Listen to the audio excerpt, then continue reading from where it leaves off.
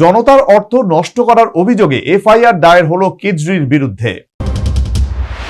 ফের অরবিন্দ কেজরিওয়ালের বিরুদ্ধে এফআইআর দায়ের করল দিল্লি পুলিশ। দিল্লির এক আদালতের নির্দেশে কেজরি ও আরও কয়েকজনের বিরুদ্ধে এই পদক্ষেপ করা হয়েছে। অভিযুক্তদের বিরুদ্ধে অভিযোগ সরকারি সম্পত্তি নষ্ট করার। আদালত দিল্লি পুলিশকে 18 মার্চের মধ্যে এই সংক্রান্ত একটি রিপোর্টও জমা দেওয়ার নির্দেশ দিয়েছে।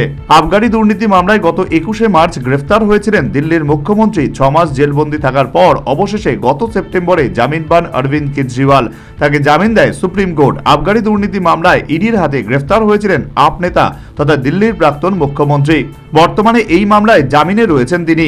ইডির আবগারি মামলায় নিম্ন আদালতে জামিন পেলেও সেই সময় সিবিআই এর হাতে গ্রেফতার হন কেজরিওয়াল। কেজরির মুক্তির পরে আপ বার্তা দেয় হি ইজ ব্যাক। এবার ফের তার বিরুদ্ধে দায়ের হলো এফআইআর। অভিযোগ জনতার টাকা নিজের ইচ্ছে মতো নষ্ট করেছে সদ্য প্রাক্তন হওয়া কেজরি সরকার। সেই টাকায় সর্বত্র বড় বড় হোর্ডিং লাগিয়েছিল আপ সরকার। তিহার জেলে থাকাকালীন সুপ্রিম নির্দেশে 21 দিনের অন্তর্বর্তীকালীন জামিন পেয়েছিলেন কেজরি। লোকসভা নির্বাচনের শেষ হতেই ফের তাকে জেলে আত্মসমর্পণ করতে হয়। পরে আবগারি মামলায় কেজরিকে জামিন দেয় দিল্লির রাউস অ্যাভিনিউ কোর্ট, কিন্তু সেই নির্দেশে স্থগিতাদেশ দেয় দিল্লি হাইকোর্ট। সেই স্থগিতাদেশ চলাকালীনই তিহার জেলে গিয়ে কেজরিকে গ্রেফতার করে সিবিআই। এবার দেখার নতুন এফআইআর এর পর কি হয় কেজরিওয়ালের। National bureau report, news vanguard.